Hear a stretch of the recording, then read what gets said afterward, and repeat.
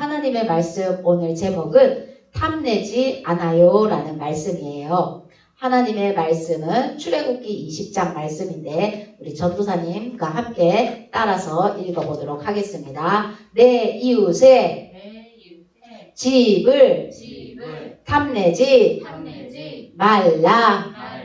출애굽기 20장 17절 말씀. 아멘. 네, 우리 부모님들에게 제 10계명의 의미란 제목으로 잠깐 말씀드리겠습니다. 여러분, 행복하십니까? 우리는 따지고 보면 행복하기 위해서 사실 많은 노력을 하고 있습니다. 그럼에도 불구하고 우리는 행복한 것이 쉽지만은 않은 것 같습니다. 왜 그럴까요? 저는 그 중에 하나, 견물생심이란 단어를 떠올려 보게 되었습니다. 이제 열심히 해서 20평 아파트 아기자기하게 꾸미고 잘 살려고 행복하게 살려고 하면 바로 옆에 30평이 보이고 30평이 보이면 그 다음에 40평이 보이기 시작합니다. 이런 것을 보고도 영향을 안 받으면 좋은데 세상의 모든 영역, 정치, 경제, 사회, 문화, 예술에서 끊임없이 인간의 욕구와 욕망을 과도하게 채우려고 자극하면서 돌아가는 세상 속에서 자유로울 수 있는 사람은 한 사람도 없기 때문입니다. 그래서 혹시라도 넉넉함에도 불구하고 상대적 결핍감에 시달리며 살아가게 되고 내게 없는 그 한 가지를 채워야지 행복할 것 같은 욕망 때문에 오히려 우리의 모든 행복을 빼앗기고 살아가는 것 같습니다. 가끔은 초월했다고 하는 사람도 있다고 하지만 그것 또한 자기 자신을 과도하게 위하는 탐심일 것입니다. 우리에게는 행복을 위해서 엄청난 노력을 하지만 정작 하지 말아야 할 것을 할 수 없는 자유가 없다라는 겁니다. 이런 세상과 사람들의 이런 탐심을 아시는 하나님께서 사랑하는 그의 백성들을 행복하게 살 수 있도록 꼭 필요한 것을 주셨습니다. 그것이 바로 10계명입니다. 10계명 매우 고상한 말씀 같지요? 아닙니다. 쉽게 말씀드리면 아빠가 자녀들에게 과자를 사다 주면서 싸우지 말고 먹어, 나누어 먹어, 욕심부리면 안 사줄 거야 라는 것이 10계명입니다. 여러분, 우리는 결코 고상하지 않습니다. 이제 오늘은 그래서 그 10계명의 의미를 말씀드리려고 합니다. 하나님께서는 1에서 9계명까지는 하지 말라 또는 하라고 하시면서 우리의 행동, 외적인 행동을 제지하고 절제하고 금하도록 한 계명입니다. 그러나 오늘 10계명은 외적인 계명이 아닌 내적인 계명입니다. 우리의 동기, 마음의 뿌리에 대한 계명이 10계명입니다. 그러면서 이 10번째 계명은 1에서 9계명을 마무리하는 계명으로서 이것은 하나님께서 하지 말라고 금하는 모든 계명의 문제의 근원은 바로 인간의 욕망, 욕구, 다스려지지 않는 탐심의 문제라는 것을 분명하게 드러내고 있다는 겁니다. 여러분, 탐심이라는 것은 남과 비교해서 자신의 것을 만족하지 못하여 옳지 않은 방법으로 무언가를 취하려는 마음이 바로 탐심이라는 겁니다. 그래서 골로새서 3장 5절 6절에는 이런 말씀이 있습니다. 그러므로 땅에 있는 지체를 죽이라. 곧 음란과 부정과 사욕과 악한 정욕과 탐심이니 탐심은 우상숭배니라. 이렇게 말씀하고 있습니다. 이것들로 말미암아 하나님의 진노가 임하느니라 라는 것입니다. 어떻습니까? 분명하게 딱 10계명을 말씀하고 있습니다.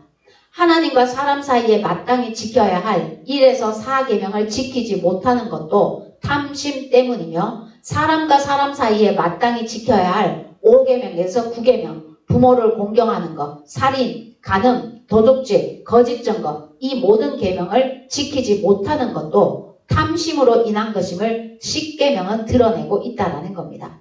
그래서 제1계명과 10계명은 같은 속성을 가지고 있습니다.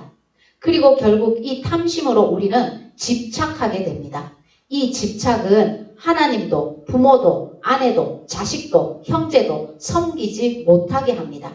마치 섬기는 듯한 곳에서조차 겉모습은 섬기는 것처럼 보이지만 속셈은 자기 욕망을 채우려 하고 자기 자신이 목적이며 자기 자신이 업적이며 자기 자신을 우상으로 만들어 모든 것을 그 아래 굴복시키려 하고 있습니다. 양육하고 사랑하는 것은 오직 자기 자신뿐이며 그 외에 그의 사랑의 대상이 되는 것은 이 세상에 아무것도 없습니다. 여러분, 부모의 탐심도 자녀에게 마찬가지입니다. 그래서 결론은 하나님께서 이 십계명을 주실 수밖에 없는 진짜 이유, 우리에게 이 십계명이 필요했던 진짜 이유는, 탐심의 문제를 이렇게 조목조목 말씀하시는 진짜 이유는 이것이 우리의 구원을 위한 것이 아니라 오히려 우리의 죄를 깨닫게 하고 드러내고 우리의 자신에 대해서 더 절망하게 하는 것이 바로 십계명입니다. 그래서 이 십계명 앞에 우리가 절망하면 절망할수록 우리는 하나님의 심판을 두려워하게 되고 하나님의 사랑과 은혜, 오직 예수 그리스도의 복음으로 인도함을 받게 된다는 것입니다. 위로부터 부어지는 예수 그리스도의 마음이 아니면 우리는 이런 집착에서 끊어지는 것을 맛보고 자유롭게 할 수 없다는 것을 깨닫게 됩니다. 오직 예수 그리스도 진리만이 우리를 자유롭게 하는 능력이 있습니다. 그래서 지상에 있는 모든 종류의 사랑은 탐심으로 오염되었고 부패하였으며 진정한 사랑과 섬김은 오직 위로부터 오는 것이며 나로서는 도무지 이해할 수도 없고 완전히 낯설은 새로운 사랑이기 때문에 겸손하게 기도하고 배우게 된다는 겁니다. 이런 것을 배경으로 십계명의 의미를 10가지로 정리해 보았습니다. 다 아시다시피 1번은 그것은 인간의 탐심의 문제를 다루고 있다는 의미입니다. 두 번째는 탐심은 우상 숭배입니다. 탐심이 생기는 순간 우리는 하나님이 나를 사랑하지 않는구나라고 하나님의 사랑을 의심하게 됩니다. 또 십계명의 의미는 하나님이 주시는 마음은 모든 것이 하나님의 선물이며 은혜임을 깨닫고 자족하는 마음이 하나님이 주신 마음입니다. 그리고 하나님이 주신 것은 나에게 가장 좋은 것이며 그것으로 충분하다, enough라고 말할 수 있습니다. 그리고 5번째, 작은 것에 감사하고 이미 가지고 있는 것을 누리는 연습을 하라는 의미일 것입니다. 6번째, 과도하게 욕심을 부리지 않을 수 있을 때, 그런 자유가 있을 때 하나님과 이웃을 사랑할 수 있습니다. 여러분, 그 이전에는 사랑으로 위장된 욕망의 표현입니다. 잘 생각해 보시면 사랑이라고 말하지만 과도하게 욕심을 부리지 않을 수 있을 때 다른 사람을 사랑할 수 있습니다. 그리고 7번째, 제한적인 자원에서 내가 너무 많이 가지고 있으면 그것은 누군가의 것을 빼앗은 것입니다. 탐심입니다. 8번째, 청지기로서 관용과 나누는 삶을 살아야 합니다. 나누는 삶을 살지 않으면 그 또한 탐심입니다. 9번째, 하나님의 나라는 은혜와 성실과 정직함으로 누리는 곳이라는 겁니다. 만약에 그렇지 않고 여러분이 누리는 것이 있다면 그것은 하나님 나라에 속한 것이 아닐 것입니다. 우리는 분명히 깨달아야 합니다. 그렇지 않고 내가 누리는 것이 있다면 그것은 하나님 나라에 속한 것이 아닙니다. 10번째, 기억해야 할 것은 오직 예수 그리스도의 십자가의 복음만이 나를 자유케 한다는 뜻입니다. 하나님은 이 모든 것을 하나님의 사랑의 동기로 우리에게 주셨다라는 겁니다. 우리 부모님들은 자녀들에게 어떻게 해야 할까요? 여러분, 부모의 탐심은 자녀를 섬기고 있는 것 같지만 자녀를 양육하고 돌보고 섬기는 것이 아닙니다. 부모의 탐심은 부모 자신을 섬기고 있는 겁니다. 위장된 자기 자신을 섬기는 겁니다. 그리고 저는 이 말이 저에게 이번에 의미 있게 다가왔습니다. 부모는 자녀와 함께 그리스도에 대해 말하기보다는 부모가 그리스도와 함께 자녀에 대해서 말하라는 겁니다. 분명히 다르지 않습니까? 부모는 자녀와 함께 그리스도에 대해서 많은 말을 할 수 있습니다. 그러나 정작 부모가 그리스도와 함께 내 자녀에 대해서 말하지 않을 수 있다는 겁니다.